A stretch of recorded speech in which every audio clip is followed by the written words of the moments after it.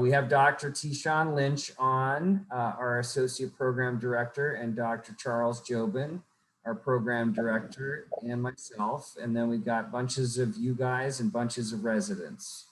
And so we thought, as we kind of thought about it after last week's clip session, we said, you know, you guys are so close to going live with Eris and getting everything ready. Maybe we would just do an open-ended Q&A session for you tonight with the three of us and you guys, and then you'll go off to your small groups like normal. Charlie, Tishan, any comments that you want to make? No, I think this is great, Bill. I think it's a good forum for you guys to ask questions. It's sort of a new year and totally new for everyone.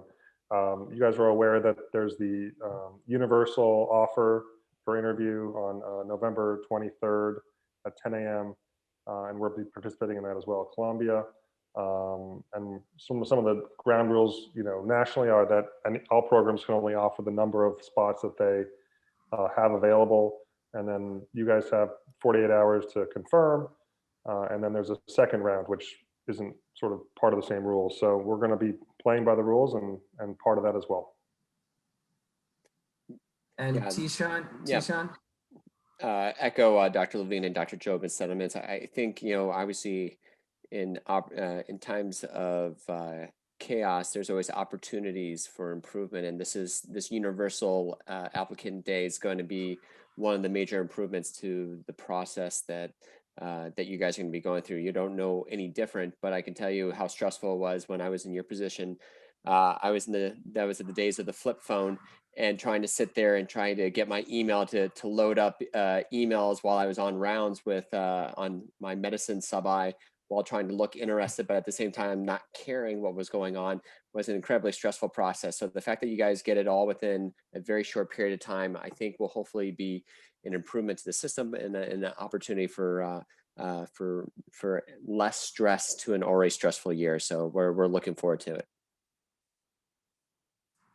Yeah, I think everybody is pretty much aware at this point that this has been a point of huge contention amongst many of us as programs who've always played by the rules, have never given out exploding offers, who've never given out more invitations than we have interview slots.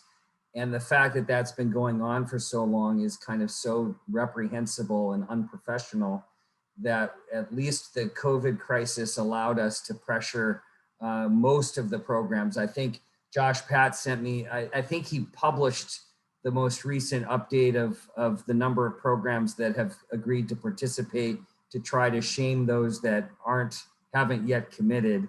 Now, some of the programs already had interview dates ahead of the universal invitation day. So of course they couldn't participate. So that should be held against them.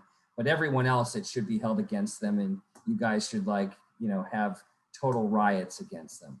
I'm kidding, of course, but the reality is that it's shameful that people couldn't agree to this one simple thing to make it better for you guys. And I told the story to some of you, but I will tell it again just because it's hilarious. We had a student who rotated with us 2 years ago, and he was a great guy. He was a little nervous, but he was a great guy. And so Charlie sent out on behalf of Tishan and me in the department, our interview invites. And of course, it's a running joke amongst us because we have a race to see who's the fastest of the students, because you guys are all conditioned to, if you don't answer in 5 seconds, you might not get the spot, which of course isn't true. And so of course, Charlie's email box just starts exploding the second the invites go. And most of them are like, from you guys, us by that point. You're like, oh, thank you very much, Dr. Jobin, it's great.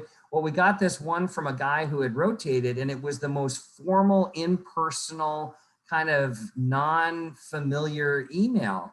And so I emailed him back and I said, what's going on with this email? And he said he was so embarrassed, but he had his father sitting at his computer writing back the emails as fast as he could because he was so nervous he was in the OR that he wouldn't get the invite. So that's the reality of what the world was like prior to this. So at least we got one step in the right direction. All right, so Eris, applications, whatever you would like, fire away. Who's going first? Rob Turk. I was ready to. I was trying to wait and at least be second this time, but I'll go ahead. But it is about the universal invite date. So thank you. I think it sounds a lot better for us, but I have a question about the other side of it too. With 2 days to respond, I'm curious how it's going to be, because I assume that a lot of programs, especially in the same regional area, might choose the same date. So I'm curious about essentially what it means. I think it's some programs like you guys have done really well in terms of already getting to know us, and so we know you. And so it's, I think it might force some people to rank ahead of time, because if there's a program, which might be a good thing, but I'm curious on, so if for whatever reason one program, you deny the first interview slot from them, are they then, I don't want to say required, but we can depend on they'll give us another interview date. And essentially that would just be taken into consideration once it comes time for the rank list that, we said no to the first interview date, or how is that part going to work if we're fortunate enough to get multiple interviews? No, I don't think, Rob. I think, Robbie, what you're inclined. So first of all, you can go on the Google Doc, on the AOA Google Doc, and you can see where everybody's interview days are, at least those that have posted. And so if you can then, you can cross-reference your list of places that you're highest on. So if you said, okay, these are my top 15 or 20 programs that in the ideal world I would like to interview. And now you can look and see, and if there's a conflict, if Columbia and fill in the blank, UVA, are both interviewing on the same day at the same time and there's no other options, then you're going to have to decide ahead of time, which is no different than what Elise and all of our current residents had to do when they went through this, because they would get interview invitations on the same days as well. And in those days, they would just say yes to everything. And then they would figure out when they had conflicts, which ones they would then give back. And you can do that ahead of time to some extent, which is actually better for both you and for the program. So if you know you've got a conflict and you can't do both, then you have to predetermine, I'd rather go to UVA than Columbia because I've done my research and I'm going to give up the Columbia invite, but I'm going to accept UVA or whatever. And then in that situation, there's no guarantee or for any reason that I would get to select another interview date with where that second. You have to assume if you're turning down the interview invitation, you're turning down the interview invitation to that program, that you're not going to get. Now, there's always, you can email them back and say, I just couldn't do that date. Do you have another option? Because I have a conflict. And then you can see how that plays out.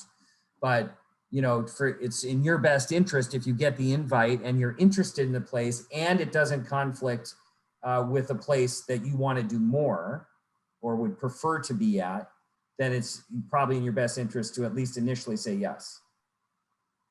Okay. Does that clarify that? Yeah, it definitely does. It's, just got to make sure we do our homework before that day comes and be ready for it. Well, you got plenty of time and you've got the whole, that's the other thing we tried to do is make it transparent. So at least programs would say and commit, here are our interviews, and there are going to be conflicts. There's no way around it. And that's okay because you can't go to all of them. Now, in the old days, you really couldn't. And even virtually, you're not going to be able to. So, you want to have your kind of your top list of places that you absolutely want to go to. Yeah, definitely. Thank you. That makes sense. Yep. I ask a little bit of a, sorry. You can go first. Okay, I was just going to ask a second kind of clarification. And I don't know if different programs are doing this differently or if there's one rule, but are programs going to typically offer you one date with that initial invitation, or will they offer you options to respond to that will fill up as they would in a normal year? Charlie, you want to take that from what you understand from Cord? I mean, I understand that they're not going to, I think they're going to offer you dates and you take them. I don't think they're going to, it's not like a rolling offer season, is my understanding. Hillary, I think there's going to be some confusion on this. One of the problems with the exploding offers was that they would give you the invite, to a date, and you would say, I can't do that date. And then you would say, can I do this date? And then they'd say, no, you can't. So there was kind of the jockeying. And so I don't know, see, for us, it's so easy because we only have one interview day, period. But for those that are offering 3 or 4, I'm not sure if they're going to, and this hasn't been clarified. So no one knows the answer other than you could probably reach out to the programs who you're interested in again. And if they do have 3 interview dates, you can ask ahead of time, are you going to give us an offer to one of the 3 dates that we have 48 hours to apply to? Or are you going to give us an offer to any of the 3 dates? We say yes, and then you're going to tell us which of the 3 dates. And now you're going to figure out, do I have a conflict and could I change dates? I kind of think that's how it's going to play out, but no one's really clarified that at any of the AOA core town halls. Sounds good. Thanks. Yeah. Andrew? So Hillary kind of stole my question. But it was essentially that because they give us 48 hours to respond, but do we actually have 48 hours? Or if they have 2 dates, do we have to run to our computer and kind of say yes so we can get the date we want before that date fills up? But since you guys only have 1 day, obviously you don't have that issue. Again, I think, Andrew, we won't know until this happens, but I think they have to hold a slot for you for 48 hours. That is clear. And whether or not the slot will be the one you want, if they offer multiple dates, I think that remains a question. And if I were you guys, I would have no problem, just reaching out to the program coordinators and saying, and asking if they know the answer to that. They may or may not, but I don't think there's anything wrong with as you're expressing interest, and you can say, I understand you have 3 interview dates. Do you know when you do give your invites, is it going to be for 1 date? Is it going to be for all 3? How are they planning on managing that?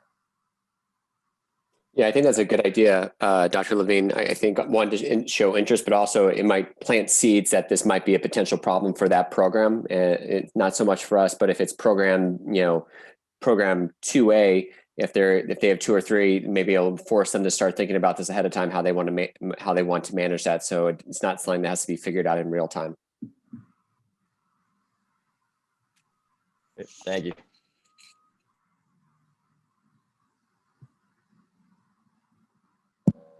I have a question. Thank you all for doing this. Do you have any tips for how to best prepare for the virtual interviews, especially with regards to how they might be different from the regular interview process? So I think, Rafa, if I heard you, because you cut out, I think you were asking about tips for the virtual interviews. Exactly. I would direct you to Ortho Mentor webinar number 7, November 16th, the virtual interview boot camp. And we're going to have a little bit of, we'll show a little bit about thalamus, which most of us will likely be using. So you'll get to see what that looks like.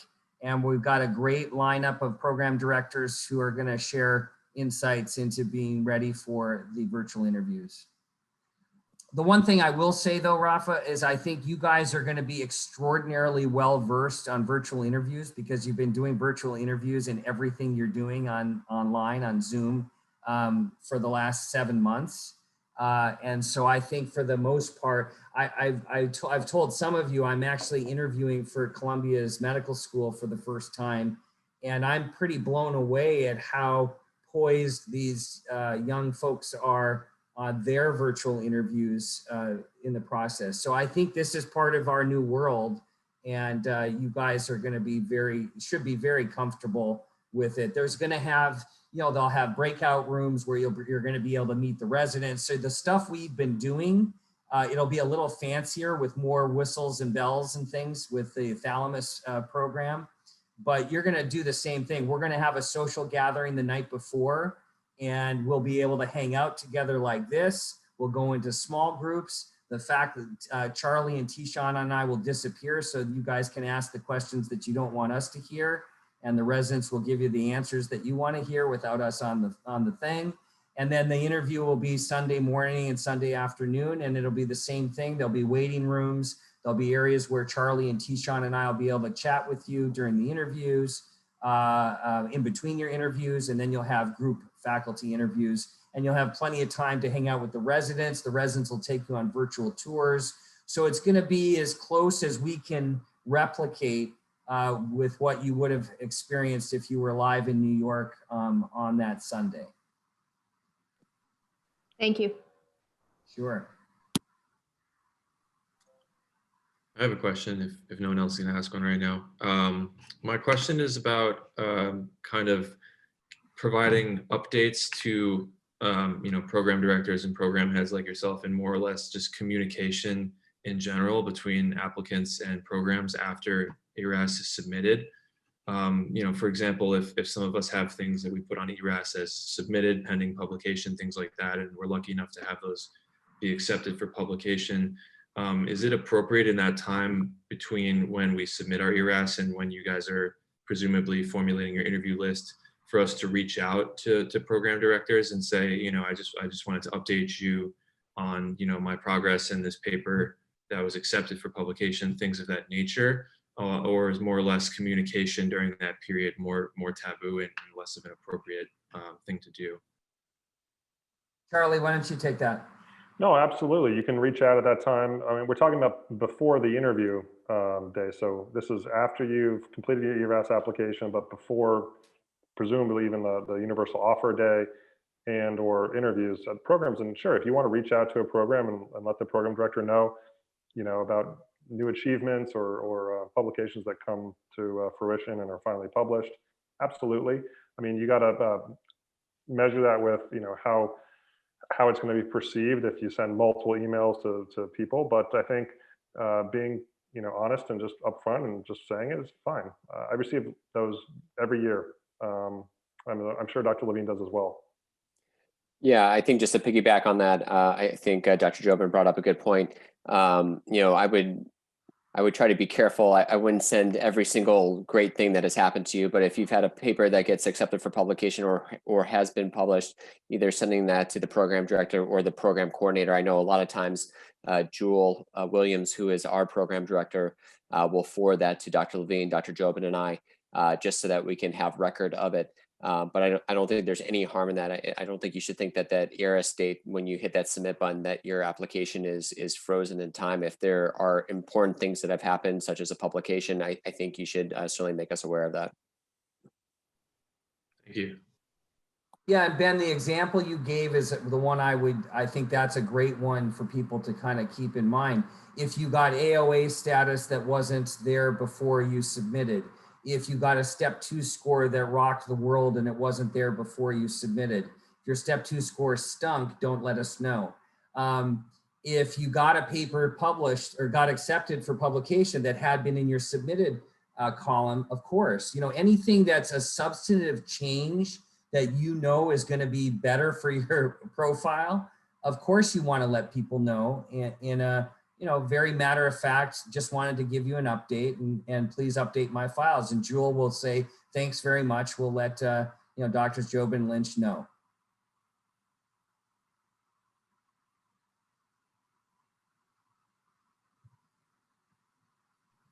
I have a more technical question about the experience section on ERAS. A few of them. One is, do you prefer bullet points or short paragraphs? Do you want us to include how that impacted us and why we choose orthopedics, if it impacted us at all in that way? And do you want us to be including hours, even if it wasn't necessarily a weekly experience? Okay, I'm going to let Charlie start. Listen, there's no hard, fast rules anywhere, but the way that your CV reads, or at least your ERAS application reads, is the way that people perceive you. So you decide if it's better to be bullet pointed, or numerical, or with hours or without. I would make it easy to read. Make it easy to read. So, run it by your parents, run it by classmates, run it by whatever, and see what is just more visually appealing. And easily. This was asked, Michaela, this was on the Ask the Attending tab on the, for the other Google Doc. And there wasn't a consensus, but I think the consensus was more bullet points are better than long narrative prose. Nobody cares how many hours it was, if we're going to be brutally honest. You guys are going to be stressing. I think hopefully tonight you'll take away from this that you guys are stressing about a lot of things on the Eris app that we don't even pay an iota of attention to, if we're going to be brutally honest. So just take everybody, let's all take a big collective sigh together. Big breath, let it out. Your body of work is what you're trying to share, Michaela, not I spent 13.2 hours and I wrote a narrative prose about this. You know what I mean? And I'm not trying to make fun of your question at all. I know where it comes from. It comes from a good place. But the point of it is that all the work you've already done, that's what you're going to demonstrate in, as Charlie said, the most readable, easy to kind of digest way. So if you look at it and it looks like there's 5 million words all in a row, ask yourself, do a role reversal. I'm the one reading this. Would I really spend my time on every one of the 850 applications doing this, or would I rather see a very concise bullet point kind of, this is boom, boom, boom, boom, boom? Probably the latter in most situations. I think most of us would probably agree with that. And if you're someone who likes to do the narrative prose, there's nothing wrong with that. I'm just suggesting that it may be that you're spending a lot of time on something that the people on the receiving end may not really spend a lot of time on.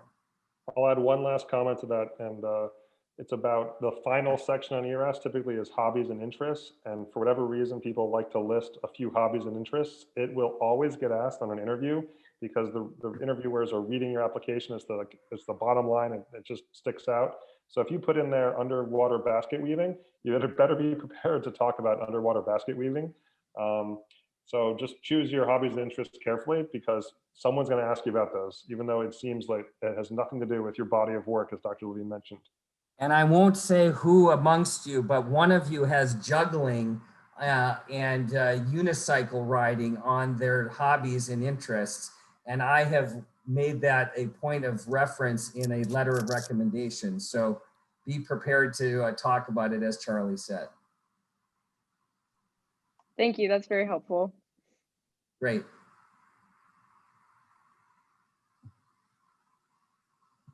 I can chime another question here. I wanted to ask if you foresee any chance to do second look this year, whether in person or virtually. JT, your audio is kind of choppy. I don't know if it's your earbuds. One more time. I think Jared asked about doing it second better looks now? this year. Yeah. Yeah. Okay. Must have been the AirPods. I wanted to know if you guys foresee any chance to do second looks this year, and what that might look like. They're Whether- verboten. Or Can't happen. Even for you, Jared, if you wanted, you called up and said, hey, I'm at Sinai, I'm just around the corner, can't I come over? Or Ben calls and says, I'm around the corner because I'm at Northwell. You can't do it. We can't accept it because it's an uneven playing field. And that's what this whole thing is about, is trying to keep it an even playing field. So if you're in a different place or if you're local, we just can't do it. Now, there's one caveat. If you wanted to like do a Zoom with residents to ask some final questions or do some more due diligence before your rank list goes in, that's okay. You can't do that with me and Dr. Levine and Dr. Lynch, but you can do all the due diligence with residents afterwards. And that communication is okay. So in a virtual second look probably is reasonable. I don't know, Dr. Levine, what do you think? Oh yeah. No, look, you guys, again, in this crazy world, you guys do whatever you feel comfortable with. We will not have any communication with you after the interview. We meaning the faculty, but you still have equal, open access to the residents. And in the old days, for those, for people that we invited that weren't CLIP students and weren't Columbia students, that was really important because they needed to find out they came to interview weekend and they were blown away. And now they're thinking, oh, maybe I want to go to Columbia, but I don't really know anything about Columbia because I just came for the interview day. So for our residents that have matched here in the old days, that was critical for them to not necessarily do a second look, but to spend time talking to our residents after the interview process. Yeah, thanks. It seems like a challenge this year. Everybody on the same playing field is going to have. Yeah. So that, look, that's why you're going to know your own program the best by 5 million times better than any other place. And it's just an unfair playing field from that standpoint. For those of you in programs that got to see 2 or 3 different programs like Ben and others, at least you got to see a couple of different programs to compare and contrast. But for most people that are in a single institution place, they didn't even have that luxury. And you only got your one place where you did your 2 or 3 months, which obviously heavily biases you towards your home programs.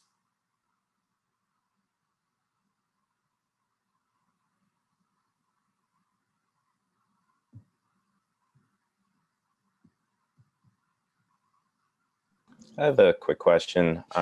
Given that, obviously, as Jared mentioned, we're not really going to be able to come visit you guys. Do you guys have any suggestions for how to sort of compare programs? Just try to get a little bit deeper than just sort of face value.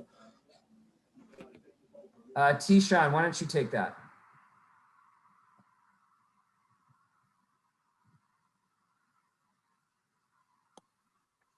I think being able, I think the easiest way to look into a program is making relationships with the residents. And I think that's the one nice thing about the CLIP program is being able to have this longitudinal relationship with the resident that you've been paired up with. I would then, branching off that, if there's other programs that you're interested in, try to look at medical students that have come through your institution and see where they've matched. And if they're current residents at programs that you have been at, I would try to reach out to them to try to get a sense of what their program is at. This year is going to be a tough year because you're missing out on a lot of these things. But that's a starting point that I would recommend. Hey, Illyrio.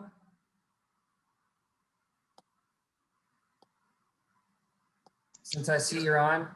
Yep. Can you hear me, Illyrio? Yep. Can you speak up or can you get closer to your, we can't hear you. Hey, can you hear me? Kind of. Illyrio, put yourself in Dennis's shoes and the CLIP student's shoes. What would you do this year if you were roles reversed to try to answer his question about trying to really get a sense of what the places are like in only really knowing your home program? So I think speaking with the interns as much as you can, and not just one, a couple of them would be a good way to do it, because those are people who have just gone through the process and understand how to vet different programs, and asking direct questions about what they like about the program, what they don't like about the program, most importantly, and what they would change about the program if they could. It can be super helpful because we want you to have an honest evaluation of what we think about the program. We want you to come here, and so we'll be honest with you about everything that we like, things that we think that can be changed, and so basically try and speak with as many people as you possibly can would be my recommendation, because the website can only get you so far, and so by speaking to speaking to the residents, that'll get you a lot more. Well, that's really a great comment, and I'll put in there, if you do 10 virtual interviews, things are going to sort of blend together during the day or during the week or during the month.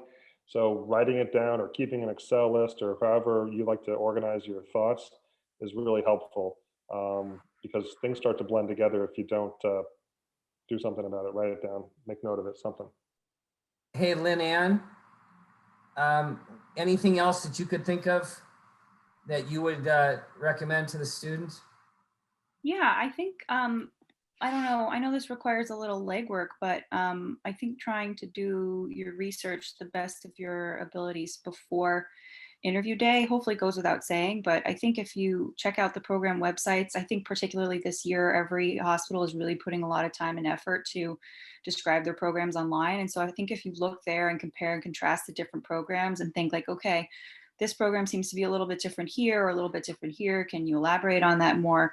And I think that that'll make your interview days more efficient instead of asking, you know, broad general questions like, and while asking what people like about the program is a helpful question, I think, but you know, asking things about, I don't know, I can't think of a great example, but something that could easily be found online is just, you know, not taking advantage of the time you have with the residents and the faculty. So I would say do your research beforehand. One last thing. Kyle, anything else that you would think of having just gone through this? No, I mean, I think it would just be echoing what everybody else has already said. I think things that I've talked to my clip buddies about is especially using the sort of network that you have that you don't realize you have. So like people who graduated from your school the year before who are at other programs, like we're all in the same boat, and those are maybe a good place to start. I think if you're trying to compare programs and get a similar, you know, obviously you have something in common with those people. You went to the same med school, same specialty, and just sort of utilizing what you have because there are resources, even though it may feel like there's less than usual. Great. I hope that answers that question, Dennis. Yeah, that was really helpful. Thank you. Good. So I have a follow-up question to that. So to reach out to people who've graduated from our school and went to these different programs, if they're a few or more years ahead of us and we don't really have contact information to reach out to them, how best can we get that, if that makes sense? Should we reach out to our own faculty and see if they're able to provide us with information? Well, Heba, I don't know how your school works, but at Columbia, they have a database of where every student is and what their contact information is. And so that usually is very fruitful. And if not, you can go online, you know, it depends on the places. Sometimes their emails are on the website, but if not, the program coordinators are, and you can certainly send an email to the coordinator and say, you know, Tishan Lynch I see as a third-year resident and came from my school. I'd like to reach out to him and get his perspective on being a resident there. So, you know, either your own school or just reaching out to the program, you'll be able to get contact info for pretty much everyone. Thank you. Absolutely.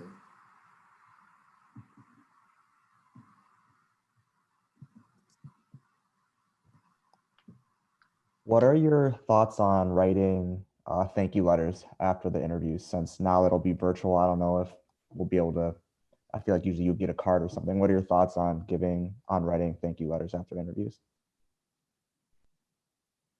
Dr. Jobin? Yeah, I think it's a great idea.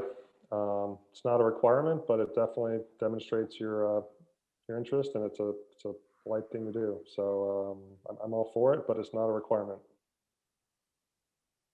You know, Eric, we tell the students not to do it just because, you know, you guys feel you've got so much stuff going on. Everybody does do it. I think it is a polite thing to do. It's a professional thing to do, of course.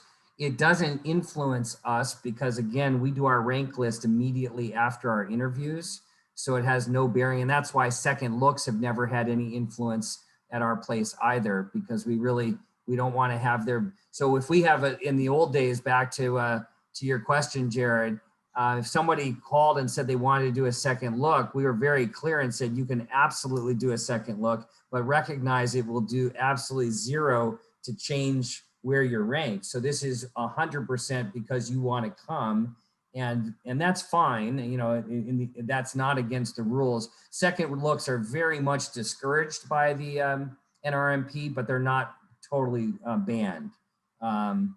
So bottom line is we do our rank list immediately. We're done with it. And so the thank yous are really just for your own personal and professional. This makes me feel good because, you know, that's how my mom and dad raised me, or my parents raised me. Just piggybacking off that, do you guys think this year it's okay to do thank you emails just since everything is going to be online? Yeah, absolutely. Tishan, what do you think? You're muted, T. Am I unmuted? Now you're Yeah, unmuted. I think the world of electronic communication has become so natural at this point that whether it's in handwritten or electronic, I think it really doesn't matter in the world in 2020, particularly as we've gone to Zoom interviews. I don't think there's anything wrong with sending an electronic email. I don't think wrong with it. I will, this is my own personal bias, and please do not feel like you have to do this to every place. When I write a thank you note to a visiting speaker or to people that have done something in my life, I like a handwritten note. And so I still do that. I know that's totally old school and old fashioned, but I think it just shows that you took a little extra time. So for you, if you're thinking about your top program, and you might want to do it to a top program, you're not going to do it to all 20 places you're all interviewing at. That would be ridiculous. So I think the short answer, Austin, is perfectly acceptable, and you don't have to do anything else. But if you're thinking about doing a handwritten, you might choose, your top one or two. Thanks so much. Yeah.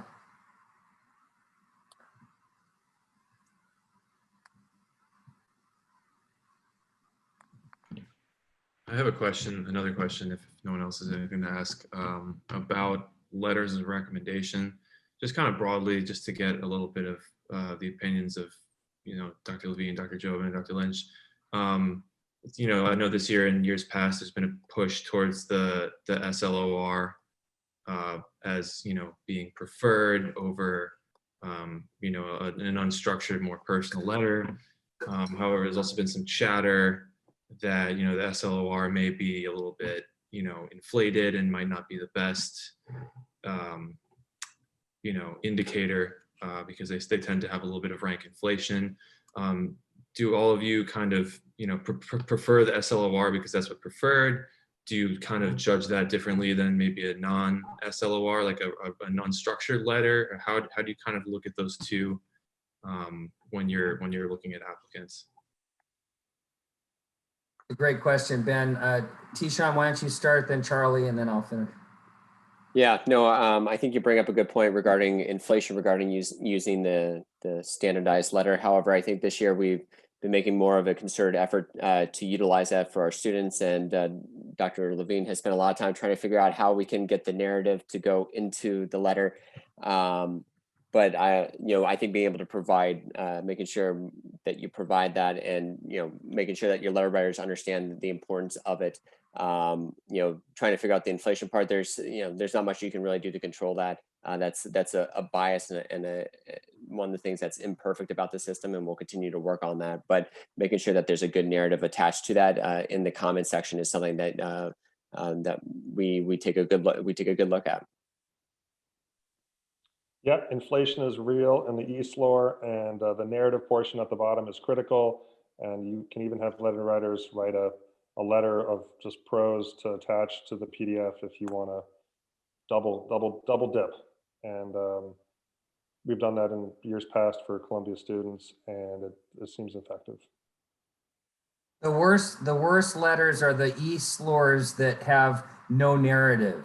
So all they did is, say 90th percentile, 80th percentile, 100th percentile, and then the final ranking says the categories are ranked to match, upper third, middle third, lower third.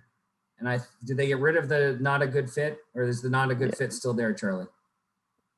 I don't think it's there anymore. Yeah, I think they got rid. I think they got rid. I don't ever go that far to the right, so but yeah, so the worst letters are those that just have those numerical grades and then say upper third.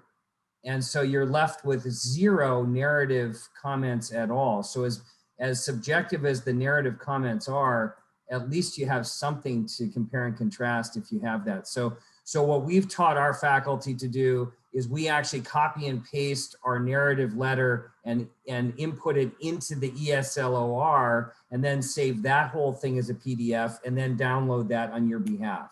So it's a little bit of work actually on our part, because there's about 8 steps to make that happen. But that at least we think gives the best of both worlds to the reviewers of your portfolios. I have a question about personal statements.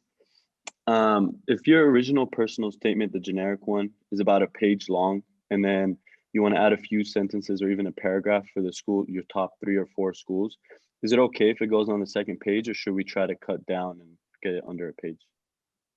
Yeah, I'll take this. This was also a very hot topic on the Google Doc, and there's no consensus. Some program directors would prefer not to get a personalized PS.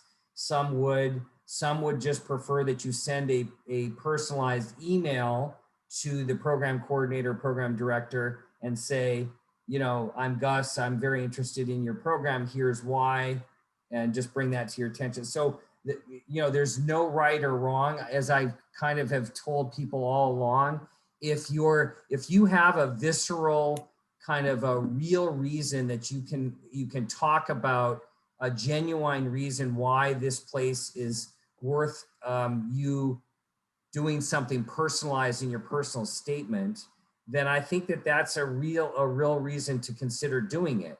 If it looks like you're just changing UCSD for Columbia, for Harvard, for University of Iowa, and you could have fit in the exact same words to just changing the place, I don't think that feels genuine. And then you look at it and you say, yeah, they just changed the name for, and so then it's not like that's necessarily a negative, but it certainly isn't going to be a positive. And then the question is it worth you having gone through that to have to personalize it? You're certainly not personalizing 10 personal statements. So I always come back to mentoring you guys and saying, if you have 3 top places and you can write 3 reasons, 3 different paragraphs that are unique to that place, and that's genuine from your heart, then that's great. You can either do that in a personal statement, or you could do that same paragraph and submit that as a cover letter to the program coordinator and program director and say, I just want to bring this to your attention. You know, my mom was born in that hospital. My 5, siblings went to, school in New York, or whatever it is, whatever your reasons that place has risen to the top. If those are genuine, then that's terrific. Okay, thank you. I have a question about letters of recommendation. So I've heard from a lot of people that the chair's letter isn't always great. Like, they don't really know you, they don't work with you. Thanks very much, Jay. Appreciate that. No, if it was you writing it, I'd submit it. Present company excluded. But if you have 4 other letter writers, do you recommend submitting those 4, or are programs looking for that chair's letter?